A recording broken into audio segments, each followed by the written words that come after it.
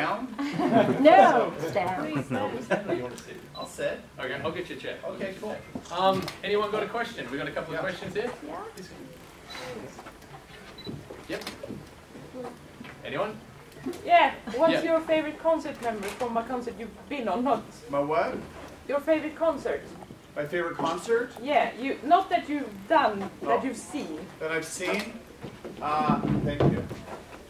I saw, when I was a teenager in Seattle, I saw Queen play at a 1,000-seater in Seattle. And that was like right when Sure Heart Attack came out. That was one of my favorites. And I saw T-Rex and Motley Crue there too. So that really shaped my world. Kind of fucked my head up. I have a question. Yeah. Now that the tour is ending and you're about to start 6 a.m. Yeah? Do you have a song that you're looking forward to play? With 6 a.m.? Yeah. Do you have a favorite song that you looking forward to play? We always love playing the song Life is Beautiful, and This Is Gonna Hurt, but some of the new songs, we're real excited about playing them. We have 3 albums worth of music, and then we have a double album coming. So the first album is gonna come out in June, and the second record in November. So I'm looking forward to playing the new music too, but it's also gonna be fun for us to play a lot of those other songs. Something that we're looking forward to doing is we have so much music that we want to play, and we realize we're going to go out and we're going to, sometimes we'll headline, you know, but sometimes we're going to be playing festivals and in support. So we want to do secret shows where we're going to play under a different band name, and they're just going to happen randomly when we're touring all through America and through Europe. So then we'll play those other songs too. When are you coming to Sweden at 6 a.m.? We're coming to Sweden in June at 6 a.m. the first show. Sweden Rock Festival. Where? I don't know how you say it. What's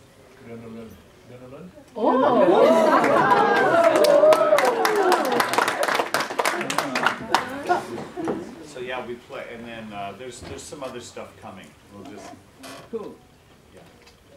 Nikki, you guys in 6 a.m., we all know that you're very productive and stuff. But what would you say personally is the most, should I say, important ingredient for 6 a.m. versus Motley Crue that you've been in so many years? I don't think that there's any way to really compare the two bands. One band is we've done all this amazing stuff, and we've been together coming up on 35 years together. And the other band is 7 years old, and there's different things about bands, but the most important thing to understand is that when you get groups of people together, so whether you go to dinner or if you're in a band, if you 3 people are with her, it's a different experience than if you 3 people are with him. And it's the same thing in a band. You get together with different people, and it's a different chemistry happens. So to me, they don't really have anything to do with each other. I love Motley Crue. I mean, it's been my baby since I was just a kid. And this is, I feel the same way about 6 a.m. Is it more relaxing now when you go for 6 a.m. or before with the Motley Crue? Are you more pressure on yourself? No, there's no pressure. It's obviously a little bit more luxurious with Motley Crue because we play big places, and we get to travel nicely, and then with 6 a.m. we're starting over, and I'm actually really excited about that. We went and toured in America, and it was nice to be that feeling of being a new band again, being kind of the underdog, feeling that you had to really earn it. And a lot of people come to the show, and I'm not stupid. I know people will come to the show and go, I know 1 or 2 6 a.m. songs, but I know all the Motley Crue songs. And I'm not stupid. Like, we have to prove ourselves, and I like that. Okay. Yeah, the Harrowing Diaries and everything we left. The first album, 6 a.m., was your very depressing stuff. Yeah. But how do you feel now in the future? You left the past and go on. Yeah. Yeah. I think that as an artist, we were talking about this earlier on the radio. You have to be honest, and if you're 40 and you're pretending to be 20, the audience knows it's not true. And what I experienced in my 20s and 30s was exactly that. I wrote songs about it, and you know the stories, and it is what it is. I'm a different man now, so I write different music, and I've had 7 years to kind of explore that with 6 a.m. It's no less potent. It's very potent. It's very real, but it's very now. And your inspiration. Where do you get it from when you write the song? I think there's the record lyrically is because there's 2 records. There's a lot of words. There's a lot to pull from, and we have a song called "The Rise of the Melancholy Empire" that's 8 minutes long, and that's something we've never been able to do. And it involves everything from heavy metal to orchestra, and there's opportunities for 6 a.m. to do things like that. And we have another song that's just 2 minutes long. It's just acoustic. We have a lot of harder songs, harder than anything we've done in the past. So the scope is open, and lyrically it's open as well. Subject matter, we're taking on new subject matter, but not so new that the 6 a.m. fans won't understand. There's always kind of a message of hope in our songs.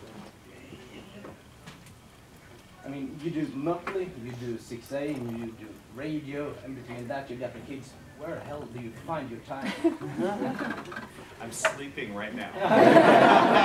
Autopilot. Sometimes it's hard. Sometimes it's hard. You know, right now I'm really tired because I'm on the road and I'm recording these albums and we're doing radio and I'm a little bit homesick and we're traveling, and I think it's important that you just be honest all the time. So, you know, I get home in a week and the albums are going to be done and I'm going to be on a break, and then I'm just going to have all this energy, and then I start doing something else because I'm the type of human being that needs to stay a little bit busy with creative stuff. My photography has been a little bit on the back burner right now. It's just because I haven't had time to do it. So, you know, once one chapter closes with Motley Crue, things are gonna change a little bit. And I love following artists. I watch the evolution of their life, you know, from the embryonic stages to the, you know, all the way to the end of their life. I enjoy it. I think it's fun, and anybody that's on this trip with me and what I do, and hopefully they enjoy the honesty as well. Any favorite Swedish bands? Say what? Do you have any favorite Swedish bands you listen to? I do, and I always hate that question because I don't know band names. I do. There's a lot of great music out there, and I'm a big believer in finding bands and playing them on my radio show as much as I can. I find a lot of bands that come out of Northern Europe, to be honest with you, so much, and exciting music. It's a great time for rock. I'll be honest with you, it's a great time for rock. There's people out there that will say, you know, rock music's not selling records, or it's dead and it's not popular. This isn't true. It's not true at all. It's just things are changing, and albums aren't selling as much as they used to, but people need to understand that streaming is the future. So the reason 6 a.m. is making a double record is because we can stream a whole record to the whole world, and you can get 10, 12 songs in June, and we can go on the road, right? And then in November, you get another 10 or 12 songs. And as a fan, you're getting more music. And of course, some people are going to download it, and some people are going to buy it, and you're going to get it on vinyl and CD, and all that stuff's wonderful. But the whole idea is to get as much music to people as possible. And I think that more artists should be writing more music, and maybe a little less focused on just one song. Find ways to create more music for the fans, and if fans are happy, they're going to show up. We've got 2 more questions, guys. I was wondering if you could describe the songwriting process with 6 a.m. Are you all together writing songs, or Right. one day, one day? We write the songs together in a room, in a circle. That's how we write the songs. Then the next step is we usually write them into something to capture the moment, and like an iPhone, for example, right? So when we have it, and James then will map it out, because he's the producer, maps it out, and kind of by the drums, so this will be some kind of rhythmic thing to map it out, and then DJ will play the guitar parts. I don't cut the bass, and we don't cut the bass and guitar or drums at the same time. At this time, we haven't had a chance. It's something we would like to do possibly on the next record in 2017. And then once we get it to that place, before I even cut bass, me and James, or just me, depending on if we're together, we write the melodies and the lyrics. So when we write the song, we're playing it, we're singing, we know that's the melody, and then we just take it off the iPhone, write the lyrics, and James starts singing a scratch vocal, and then I go in and I cut the bass, and then if we think the song is like high enough standard, then it goes onto the list to finish, and if we don't think it's good enough, it goes in the trash. And then we finish the song. Yeah. And actually we cut the drums and then the bass is last, which is great for me. That I can hear what everybody's done. I can, makes me sound better. Yeah. Yeah. Your favorite album, the one album that you need to have in your collection as a rocker.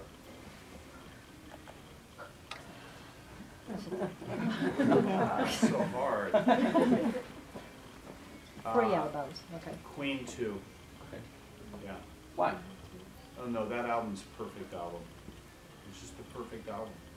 Everything about it. Yeah. CD or vinyl? Vinyl. I just started getting back into vinyl. Yeah. Great. Cool. Okay. One last One question. last question. Okay. Are you going to write another book? Yeah, I'm working on 4. Okay. It's true. Yeah. Right. Yeah. Different kinds of No, like they all music. go together. Okay. Yeah. Exciting. Yeah, I like to put things together, like with the Heroin Diaries, with the book, and then the soundtrack, which created the band, and then turning it into a Broadway play. My brain likes to do that kind of stuff. So the idea that I'm working on with these 4 books, they will all live together. I don't know if they'll have music attached or if they'll be some separate project that comes out in 2017, but yeah. Okay. Exciting. Thank you. Thanks. All right. Cool. Thank you very much, man. Yeah.